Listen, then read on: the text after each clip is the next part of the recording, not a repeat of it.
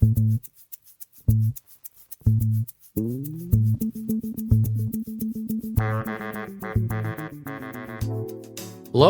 this is Pat Lynch, and you're listening to the Career Pathways Podcast.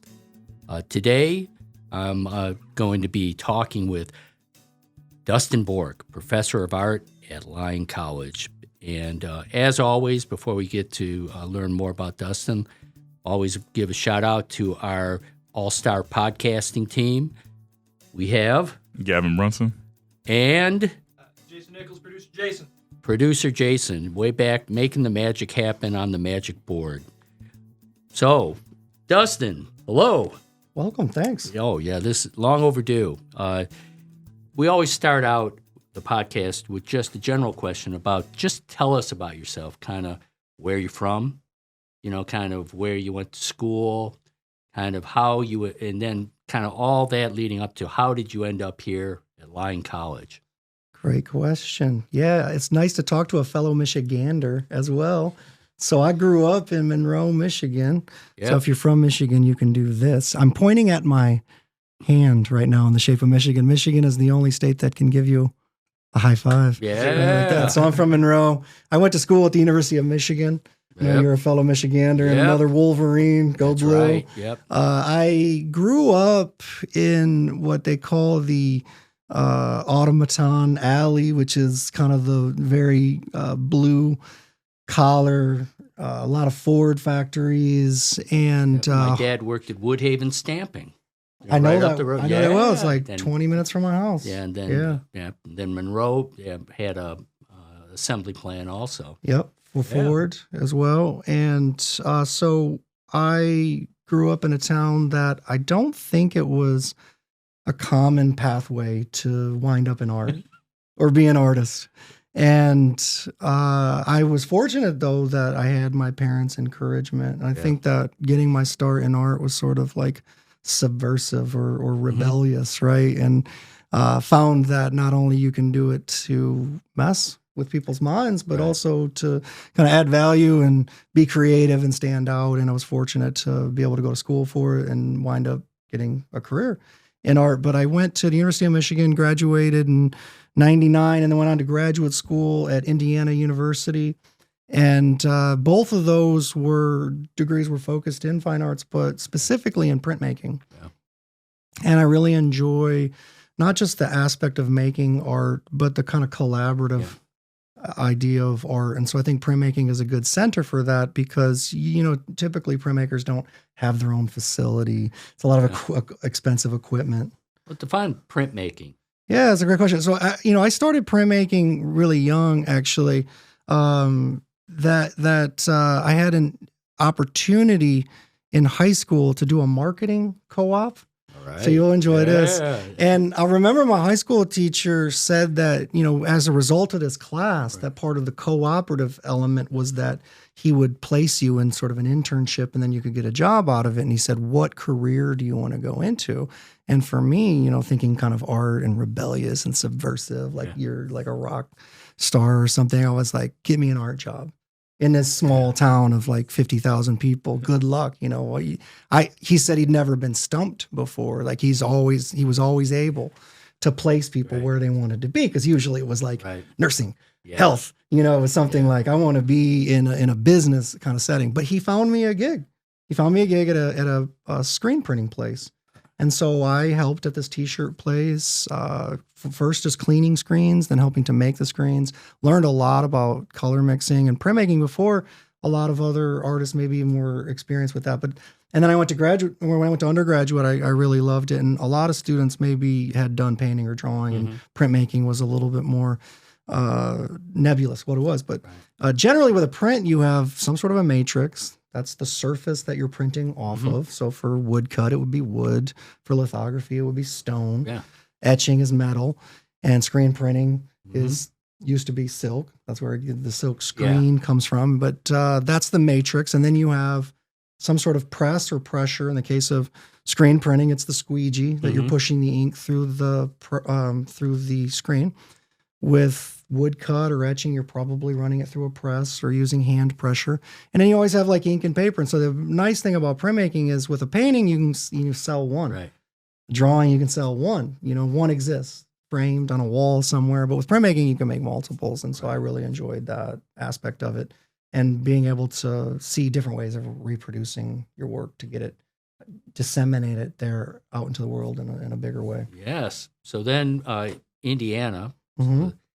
So then you decided not to become a full-time Hoosier, and then you what was next after that? So first of all, you asked how I got to Lyon College. I fell in love with teaching. I remember when I was an undergrad, my mentors would always say, "Don't think about teaching."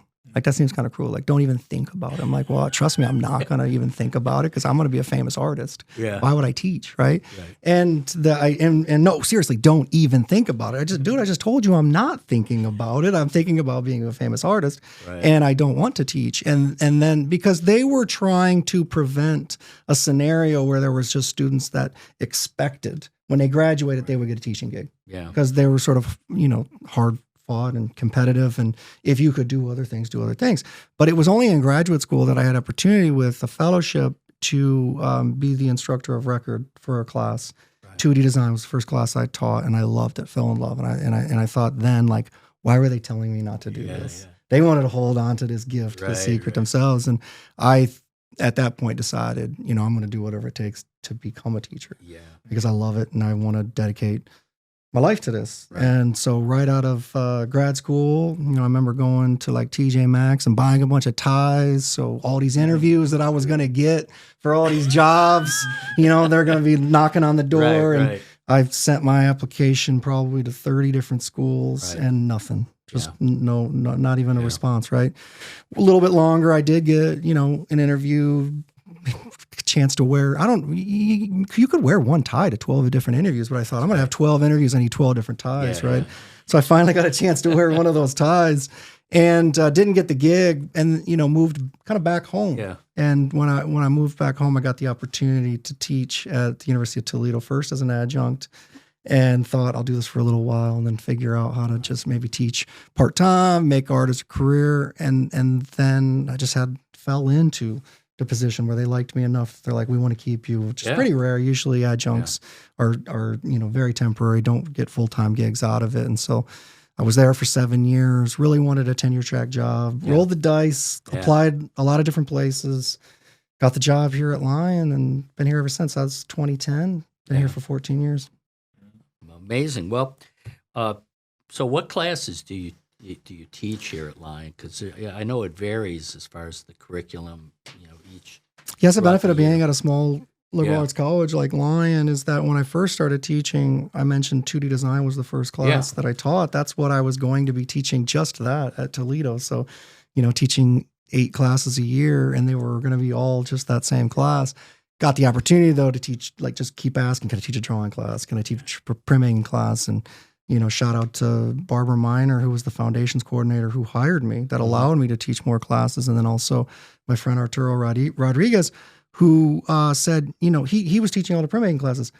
I know you like printmaking. I know you want to teach some printmaking classes. And if you're going to be applying to other gigs, it would be good for you to have some experience. So he didn't have to do this. It was very generous of him. Yeah. And I really always think back to how pivotal that was for him to allow me to, teach one of those printmaking classes. And then it was like, oh, you're doing a great job. Your class is pretty popular.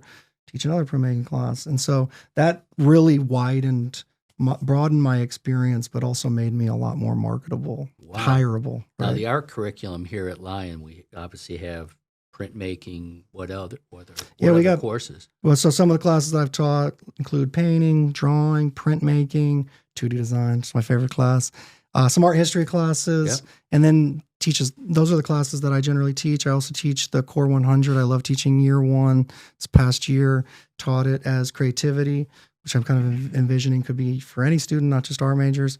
And then my colleagues like Jamie teaches ceramics, some sculptural. Maggie teaches some sculptural classes, intro to visual arts and theater tech classes. That's kind of, we have a lot of different options, a lot of different types of classes that students I love that Core 100 student presentation, because that's in a way exactly what I'm trying to do in the Lyon building by populating it with all the student art and kind of turning it into a gallery. And it's a different environment every day when you can walk by just something that's original and inspiring and versus, just poster art or bulletin boards, Yeah, and there's studies that show changed it, that color can inspire, color can increase creativity Yep. and retention of information. So schools that will paint a hallway bright colors or patterns or shapes are more likely to have student success Yeah. than if they are neutral,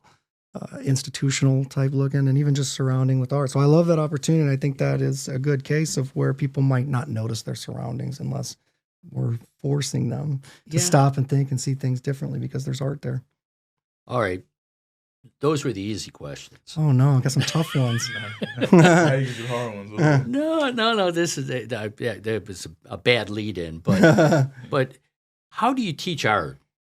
It's like do students have it or don't have it, or everybody has it to a degree, and you how do you get creativity out of those students? I think never had an answer or an idea how that's done. Yeah, that's a great question. I think that it's so different for everybody. Yeah. And there's this assumption that art is only for the gifted and a genius and Yeah. that it's innate. You have it or you don't. And teaching, for instance, this semester, I taught drawing 1 last semester, drawing 2 this semester. People will come in and say, I can't draw. Right. Right? It's just another way of thinking. It's another way of communicating, and everybody can get better at drawing. Right. But there's also so many different types of drawing. There's so many different types of art. Right. So one person might gravitate towards digital art or photography, and that's a gift, and that's a sort of a vision and a certain way of seeing and communicating. Painting is another. And, you could have a painter like, Michelangelo painting the Sistine Chapel, but then you also have an artist that you might be familiar with, like Keith Haring, drawing directly on the subway walls that is more cartoony. Is one better than the other? They're both art. They're both different ways of thinking. And so when someone says I can't draw or I can't paint, they're thinking only that one model of it has to look realistic. It has to be naturalistic. And so, yes, you can teach art. Mm-hmm. Yes, everyone can draw. And for me, the approach really is just opportunities. Right. There's so many opportunities that you can take advantage of where students get interested in a particular material, right, or even subject matter, and explore that. It's like research. And the more you spend time on it, the more you're going to kind of find your niche and what interests you. And even if it's really weird or esoteric, if it's some weird thing, there's going to be some weirdo out there that's also interested in it. And it's just finding your audience. So because you've taken art classes, yes, Gavin. So how did the process work for you? Well, to agree with what Bork said, I always come in saying I can't draw because I cannot draw. I maybe can do like stick figures. Right. That's the type of drawing. But with Miss Smithson's class, she really allowed us to go out and do different types of art. There was one project where everybody else was drawing and I made a hoodie. And I was like, that's I can do that. So I can make that look good. Yeah. So that's my experience with art class, just different avenues you can make your art. Yeah. That's great. Is catching students at this point in their life, is there still creativity there? Because I kind of have the suspicion that, I don't know, the world around us kind of will beat the creativity out of you eventually. I think that's part of it. Is when you're younger and there's the right way of doing things, and there's kind of you're graded to make sure that it's done correctly. Mm-hmm. But instead, I think it's not always the quality. It can be the process. If you trust the process, if you're making the attempt and you're learning, who's to say that it has to look a certain way, right? To know that you checked that box and you learned how to cross hatch or you learned how to shade. There's some very objective based things that you can, draw a sphere and make it look spherical, make it look like it's 3-dimensional and it has a light source. That's an objective thing. But we're not trying to teach everybody to draw the same exact way everybody sees the world differently. Everyone has their own perspective. So we learn these different tools and techniques so that they can apply them, so that they can see what direction they want to take them. And it would be really boring and monotonous if everybody wound up making the same thing, right? So when they come in, I think that it maybe is a surprise because some of the high school mentality too is let's spend 6 weeks on one project and they're all going to be good when we're done. That's a little bit easier than in 6 weeks, we're going to make 6 projects and you're going to learn 6 different things from and trust the process and don't worry about if it's perfect. We got a long time to make a perfect masterpiece. So go ahead, Gavin. Okay, I just wanted to piggyback and off what Pat said. He said that do you think this at this point in time the creativity is being beaten out of people, like you said, with all the things going on and stress and whatnot? I want to contradict that and say, do you think this is a time where people are their most creative? Like you said, you got to bring it out of them because everybody sees something different in a different way. Like this podcast, we see it as a podcast. Someone else could see it as like opportunity to learn about Dustyn Bork and art. So do you think at this point through your classes that you have students that are them hidden gems? Exactly. And once you bring them out, they're exactly. all-stars? Definitely 100%. I mean, some of the students would take a class like you did with Miss Smithson, where it was this is one class, just an opportunity for me to take an art class or taking Intro to Visual Arts because it's a core requirement. And next thing they know, it's I see myself making art. I see myself being creative, or a student that maybe is taking one art class, but they're a psychology major, and then they realize there's art therapy is an option. They could double major or even minor in art, major in psychology. And I love when a student says, I never thought I would be able to do this. That is such a satisfying, that's instant gratification for them, producing a tangible thing. But for me, also seeing that it awakened something in them that they didn't think they could do, and now they can do it. And I never know what they're going to get excited about. One class might love something. I bring it back to the next group, and they're just crickets, We had an artist come in last week, Kate Aitchison from Bluff, Utah, and she makes her own paper. And we have some of the materials to do that, but I've never taught it. And now all the students in my printmaking class are we're making paper, and they're just so excited to do it. But in another group, if the, same idea of we're going to start this semester making paper, they're going to be but why? And some of it is noticing in themselves, but sometimes it's seeing something in another student as well. That's why we like to share our sketchbooks. It's normally you don't share your sketchbook with other people, but we're kind of holding the space in the classroom where they know they're not being judged, that they might not show someone, they might not show a relative or something, but they're going to show their classmates because they're going to see the potential in even an unfinished sketch or just the start of something where wow, I could see this becoming a painting or a print. And so we're such a visual culture that I think that because of Pinterest and Instagram and TikTok, that we're all creators. We're all content creators. And it's what is your thing?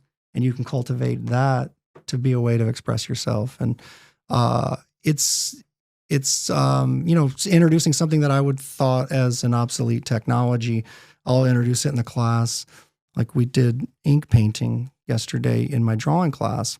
And a student said, I'm so excited to do this because this is something I've seen on YouTube. I always wondered how it was done. And now I get a chance to do it. I'm surprised because something that I maybe would take for granted or something that I'm introducing as an obsolete technology that's boom, they've already seen it. Yeah. It's kind of that awareness is really interesting. Oh, yeah.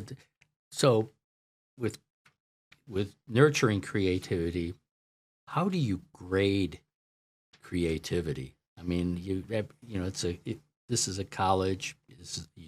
Students take courses. They receive grades. That would seem to me be a lot more challenging than, say, somebody in the Derby building and here's you take biology, you know it or you don't, math, it's right or it's wrong. How do you go about grading? Yeah, art? It's you just kind of randomly go this and then as a B. Really, but don't give my secrets out. Hopefully no students listen to this or watch this. No, it's again, it goes back to if I've been clear with what the assignment is. Yeah. They can even break the rules, right? If the assignment is about create an image that explores one of the 7 principles of design, and it's through collage, but they end up painting a bunch of different things and then cut those up and recombine them in a new composition. Everyone else did a collage, and they did this new thing. It's like Islam, and they said they were exploring economy or movement.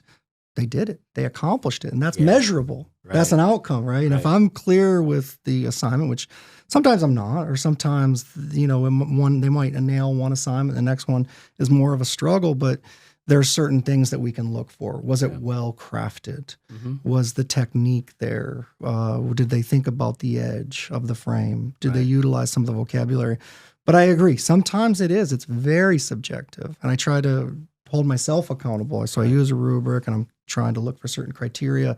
But at the end of the day, it's like, is the effort there? Is the intention there? I try to encourage students to break the rules all the time so that maybe it doesn't have to fit into this box that we're worried about grading, because art is subjective and beauty is in the eye of the beholder. But there's so many different ways of doing it, and it's not just my way. That's the right way. Yeah. You know, with teaching art, you know, I'm trying to, it was like, oh gosh, like Dali, you know, became, you know, later in his career, very surreal in what he did, but everybody would dismiss it as kind of, it's just cartoonish or whatever. And, but then you look at his early work, and he was very realistic, you know, I mean, and all of a sudden you just saw there was the discipline there that then allowed him to grow into his particular style. Is that a transition that artists go through, or is that just me just thinking more in a linear way? You could use Picasso as an example too. Picasso, as a young artist, he was so adept at drawing at the age of 13 that he was so good at drawing representationally that his father, who was an academic professor at an art school, quit and gave up, because he's like, I'll never be better than my son is now at age 13. But Picasso walked so far away from representation that it didn't matter. I don't know if there's a great scene in the Wes Anderson film, The French Dispatch. Yes. And he says, how do you know it's good modern art? I can't tell looking at it. It doesn't look like the thing. And he said, well, here's what we do. We look at a modern artist and we say, draw something that's real, like a bird.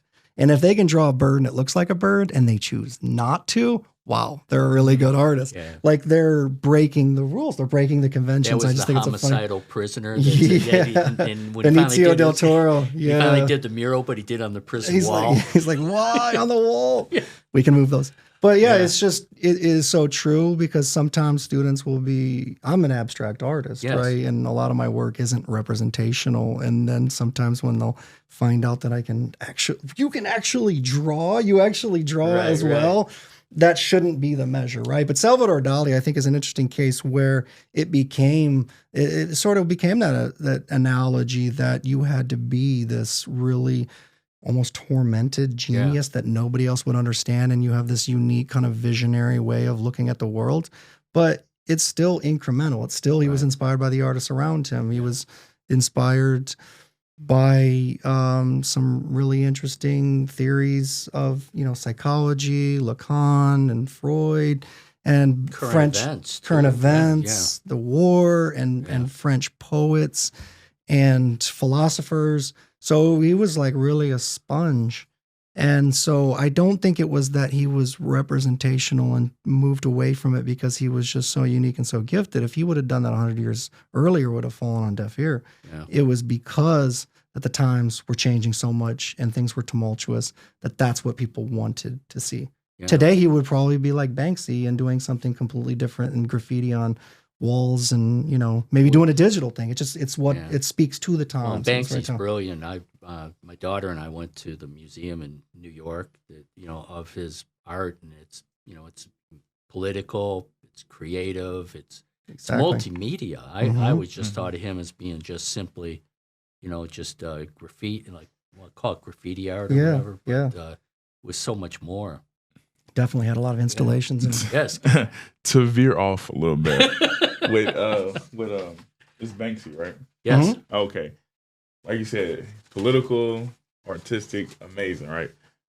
I don't know if you know, but how do you feel about him shredding his most infamous painting? It's brilliant. Because it went up to like something billion, and as soon as it was sold, he shredded it. Yeah.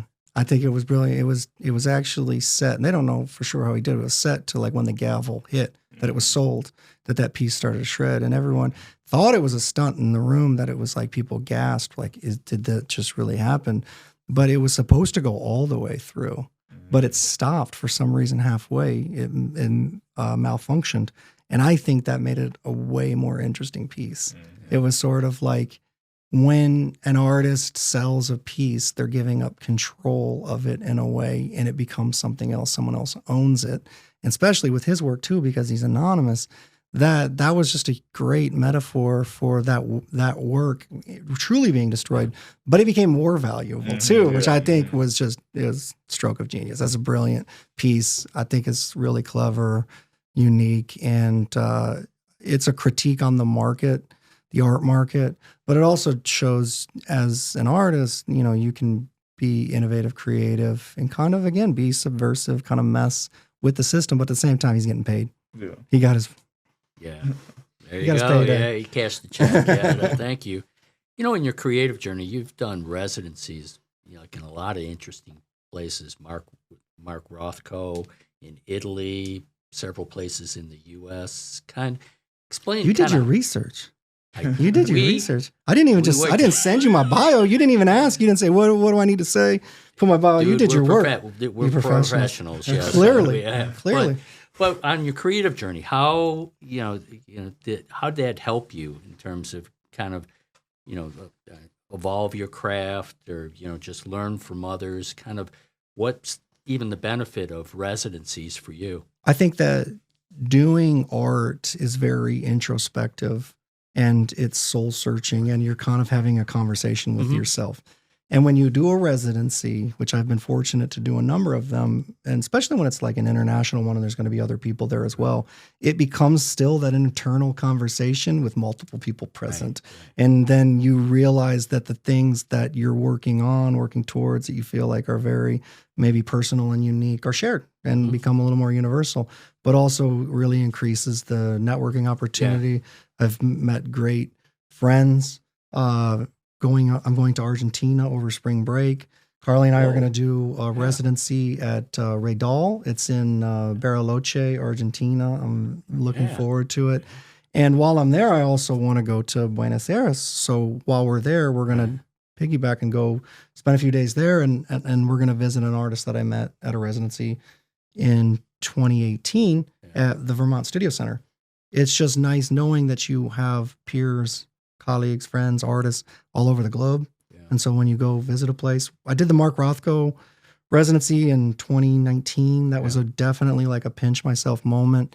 I applied thinking like, this is, would be unreal, like a dream country. Mark Rothko, modern artist, known for his color fields, just really, I think he's like, can be somewhat contentious as an artist. Some people either get it or they don't, but I think it's really simple to understand. Like it's maybe some people think it's like, I don't get it. I don't understand. It's like really about the experience, but he's always been a big influence and huge hero of mine. So when I had the opportunity to apply, I thought, I'll keep applying, and maybe eventually do this.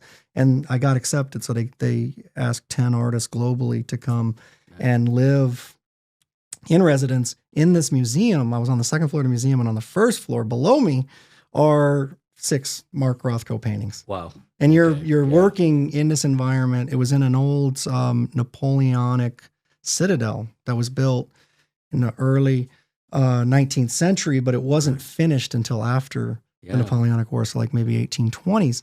And this space was beautiful, and they converted it to a museum. It had been disused during the Soviet era. Latvia got its independence, and it was kind of abandoned. The Rothko family and the state of Latvia funded this to become a museum for the Baltics, for artists in the Baltics, but also dedicated to Mark Rothko, who was born in Daugavpils, Latvia. And so they always have 6 pieces there. They switch it out every year or two, and the Rothko family puts these new paintings in. And so I was literally like eating, dreaming, sleeping Rothko 24/7. Just an amazing opportunity. But you're supposed to be inspired by his work and the landscape and the environment where he grew up and make art. And then so as an opportunity, I got to work there and make art. Right. And kind of like, I already think like my art is sometimes a bad ripoff of Mark Rothko. And now here it's like, they're like, here's canvas, here's paint. Yeah. What's your version of Rothko? And I'm like, I'm already like ripping them off. Like this seems really weird, but it was just a once in a lifetime opportunity. And as a result, 3 of my paintings became part of the collection at the Rothko Museum, which is really, really cool. Now, is that one of the prints that yes, I bought? While I was there, I made these large paintings. They're about Right. 3.5 by 5 feet. I made Right. 4. Didn't really want to. When you're there, it culminates in an exhibition, Right. and they ask for a few pieces to become part of the collection in exchange for doing this residency for free and being selected for this. And so I donated 3 to the collection, and then the 4th one I donated to the library. But while I was there, that's in that region. And then while I was there, I did want to bring some work back that I kind of saw as studies and could become future projects. And here we're in 2024. You just bought one of these pieces. It's in the Lion Building. And I'm now still making some artwork that's directly influenced by those pieces that I made there. So just really inspirational, influential, and keeps going. With art, with residencies and the collaborations you talk about, it seems with artists, they are more supportive and collaborative versus competitive. And I don't know if that would be the same in all creative fields. It seems your experience, everybody is kind of helping and yes helping and no. each other grow. Yes and no. Tell us. Yeah, I had a. We want to hear scandal. I had a different experience. Yeah. Growing up and in high school and in undergraduate, even in grad school, that sometimes it was like the mentors felt like they were challenging their students and pushing them, but it became very antagonistic. Threatened. Defend, like in the Socratic position, system to like defend your work. But if you're always defending your work instead of like just seeking answers about your work, like, hey, I'm asking you what this is like. Well, no, you tell me what you're trying to do. Right. And if you're always defending your work, it seems negative, right? It can be negative. And so I had some bad experiences, and I had some great professors, but who were also really not that kind and not as nurturing, or also living in bigger markets that I felt sometimes that artists were more cutthroat and very protective. Yeah. I've got my thing, you've got yours. Let's like keep it separate. But in Arkansas, I felt the opposite. That Arkansas artists have been very supportive, generous. Hey, I'm doing this thing. I think you should do it as well. There's this opportunity. Why don't you apply for this? Right. And there's a lot of that happens in printmaking organically, because you're used to working in a print studio where you're working right next to someone. You might literally have to collaborate with them, going to the press, working on something. And maybe some, like a sculptor or a painter, might not have that same natural, like sort of synergy. But so I've tried to model myself as a professor, and I don't know that I'm necessarily achieving it, but that is more, seeing the potential, the positive aspect being, hey, this is learning, and this is trust the process, and more of trying to encourage and develop that, like, as opposed to antagonistic and being really, like forceful or coming down. Yeah. Technology, how is technology impacting art? As far as where do you see technology taking art, like in the future? Yeah, I think that becomes a question of who's using the technology and how they're using it. One of our alums, McKinley Street, who graduated in 2019, was did a study abroad in Japan and also did a trip to Italy, and then went on to school at the Florence Institute, and then and now is at grad school at the College of Art in Rome, or I'm sorry, in Paris College of Art, and said, I know how to paint, and I can paint on my own, and I know how to do printmaking, and I can draw. I don't know digital art. I'm going to go to graduate school for digital art. I thought, well, that's really brave. That's really ambitious. But using digital art in a way that, like, she was doing these drawings that she taught a robot how to make a drawing. Right? It was kind of really interesting, right? And then the robot could do the drawing for her, and it would look exactly like she wanted it to. But then she would mess with the robot so that it made a drawing that was more human. that was more like what she Yeah. would make. And she would even, like, as the robot was drawing, move the paper. So she's doing these like generative, they're almost like prints, and it's almost in her own handwriting then, instead of the robot's handwriting as like an artist. And so Marcus Bergencraw is having a smile on his face. And he doesn't know why. he would love that. It's like the moment we know the capabilities and the applications of a computer is when I think young artists aren't interested in it anymore. But instead, it's like that's when I think they become more interested in like for instance, stone lithography. It's really outdated. It's obsolete. It isn't taught as much anymore. Stones are unwieldy. They're about this thick, and you grain them. And I was telling my students about them and showing them some of the prints, and I showed them what an actual stone looks like. They want to do it. Even though, like, now we could just do it digitally and print it and it looks the same. But, like, no, they want to know how to do that because no one else is doing it. It's kind of like a secret. So I kind of think that part of it is we're always using technology, but we're trying to use it as a tool creatively. And I'm probably the worst person to ask because the way that I'm using it is in such a limited way that I want to introduce it as a tool. So even in the class 2D design that I teach, most of the things we're learning how to do design-wise is how designers, graphic designers, artists have been making art and graphic design for hundreds of years and pre-computer.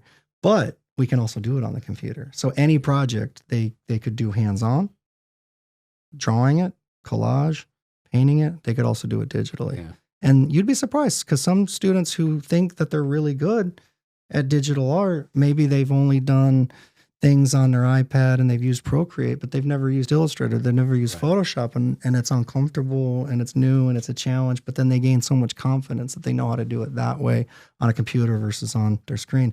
I think what do you think? I think there's a little bit of a resistance right now to young students and screens. Yeah. I can agree with you on that. Like us old farts are like, we're going to do this, but we're going to do it on the computer. We're going to use technology. Isn't that cool? And students are like, cool. Yeah, but I've been doing that for the last 15 years, right? Yeah. Mm-hmm. I can agree with you on that. I feel like there's like just a split, like a divide. Because I feel like with graphic design, like on the computer, like you said, I think some people, like the younger than me, are more adept to be like, yeah, let me go do it on the computer, let me go do this, let me draw right here, let me see how it looks on here. Whereas people like around my age, just more like you said, pen and pencil, like let me draw it first. Like, cause with me, when I was doing, like I said, I bring it up again, the hoodie, when I was with hoodie, I didn't touch the computer. Like I didn't touch the computer. Yeah, I was drawing it out, I was trying to see how to do it. And I believe it was Nicola at the time, and Nicola was like, do you want me to just like type it up and like show you on the computer? I was like, no, let me draw it first. Let me see how it is. So I think there's a divide, and I think it fluctuates sometimes. I think, like I said, my generation is more pen and paper. The younger generation is more, okay, let me do it on the computer. I feel like it's gonna go back to pen and paper, and I think it's gonna, that retro aspect, that nostalgia, so I think it's gonna fluctuate. Yeah, because I'll show both approaches, and there's some students that will gravitate to doing things digitally is because they haven't before. And the students that generally have done more digitally and maybe even do some things like they're freelancing and doing some graphic design on their own, they're like, let me try this now hands-on. Because they've already done that, they've learned that, and it's like, I want to see this new tool. I want to see this maybe more traditional approach to doing it. There's just so many tricks and tips that we can show, and you could learn one thing in 15 minutes and spend a career exploring that, and vice versa. You could be, spending so much time learning all these different things, but you've never really truly learned how to use them or show them in a visual way. Just a general question: what do people get right, and what do people get wrong about art? Yeah, I think there's this huge misconception that art has to be understood. That it's only for like an enlightened, educated individual, that they know what they're looking at. So like they're intimidated when they walk up, and they're supposed to know that it's the abyss and the meaningless of life. And all, but when that sounds brilliant. You need to come help me write my artist statement. Right? No, that's like Rothko too. Right. I think that it. His idea was the picture was the experience. People think that a lot of times the experience becomes the picture, and that's a representation of the experience. And his idea was like, no, the picture is the experience. Like if you just let yourself turn over to that artwork, turn yourself over to it and just take it in, you're going to understand it. Like a lot of times, even to people with my art, they'll say like, well, it looks nice. It's interesting. Right. It's I like the color. I like the shape, maybe some of the patterns that are in it, but I don't understand it. Right. I don't get it. But I think that abstract art is probably the easiest art to understand. It doesn't have to necessarily, it could have a particular meaning, or maybe the artist was trying to conjure up the abyss or the sublime or some greater theme. But also, I think if you enjoy the colors and like the pattern and the shape and you want to live with it, then you do understand it, right? You're getting the idea. Nobody listens to a song and says, I didn't really understand the song. Is that really a song? Yeah. Is that music? No, they'll be like, I just don't like that particular song. Or they feel the song and they say like, that song resonates with me. They might be in another language. It might not even have lyrics. Or if you say like, this Stravinsky song is about spring. Like, really? How is that about spring? It's all these like passages and movements, but then you listen to it and you're like, you know what? I saw today walking by the daffodils, saw them blossoming and saw the crepe myrtles, the white blooming. And then I listened to Stravinsky and it's like, you took me there. Like, maybe it does, it's kind of like we find our own meaning in it, but also with what people get wrong is that technical acuity means masterpiece, right? I think that's why students sometimes lack confidence. Like they say, I can't draw.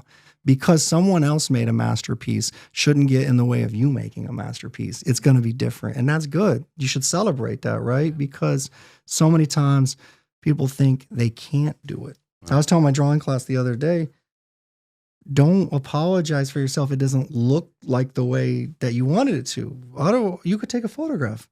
But what is interesting about the way that it's expressive? What were you able to do? What were you able to accomplish that we're now looking at and we're enjoying? Maybe it doesn't look exactly like you wanted to. Now, that doesn't mean just throw anything at the wall and see what sticks. But we could imagine a scenario in which we draw something in 5 seconds and it's amazing. 5 minutes, it's amazing.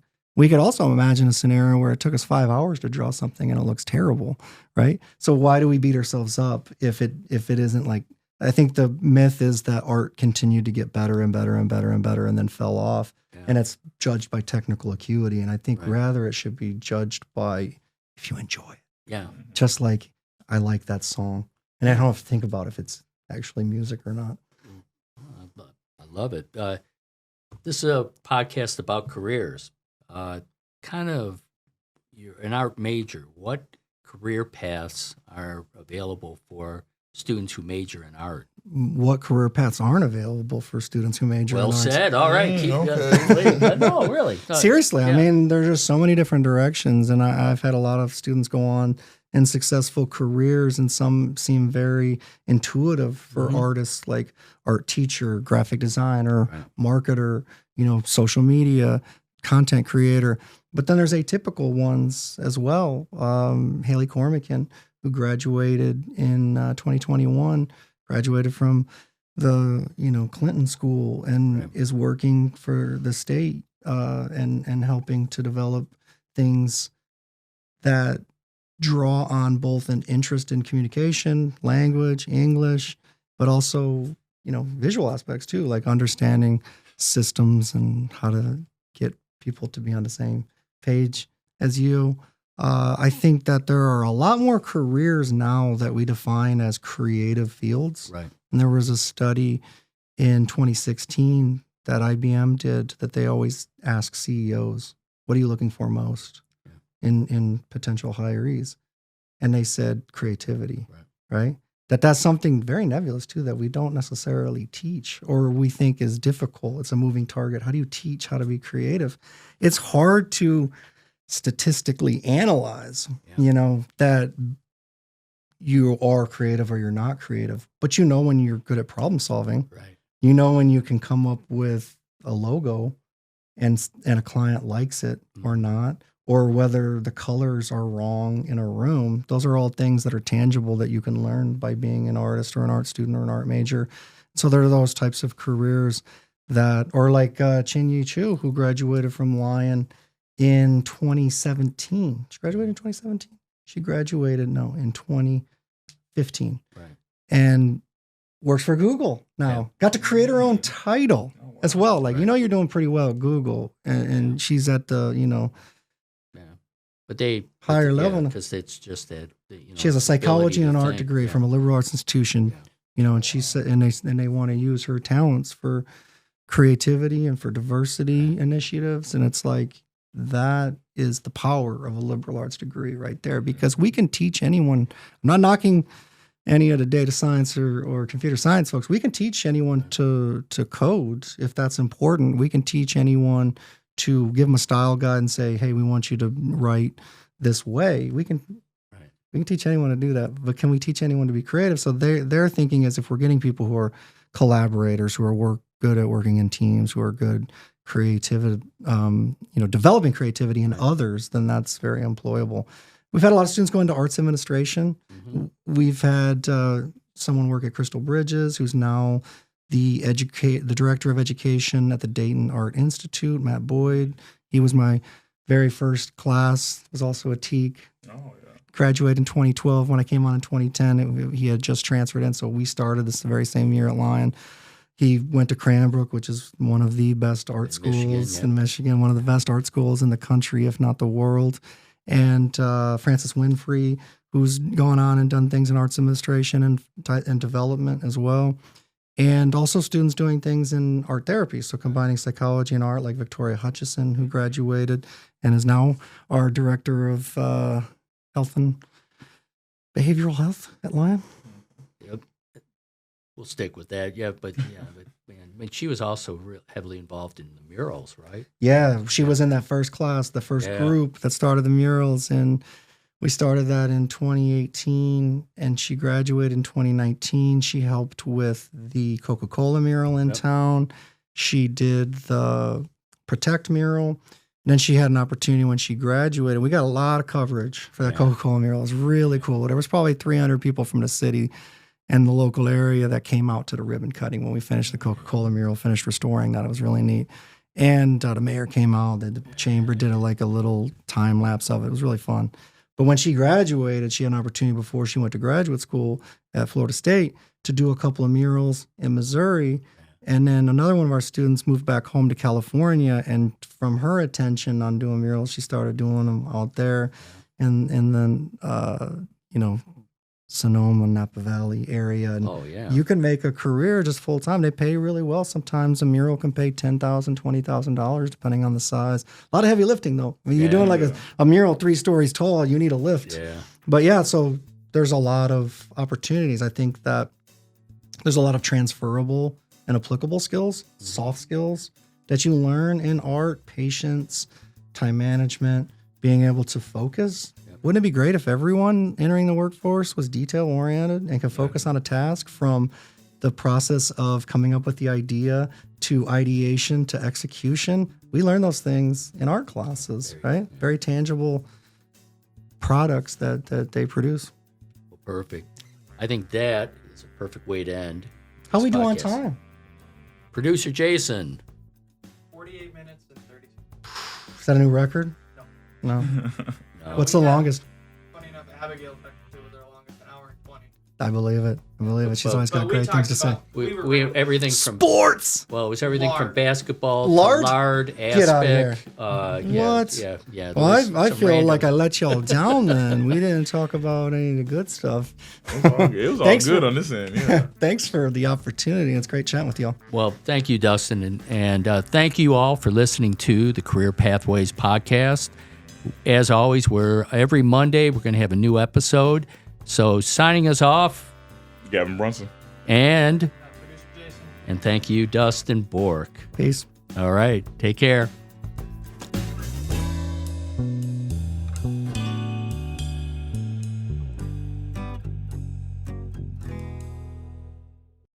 This broadcast is sponsored in part by Lyon College and by KILT Studios.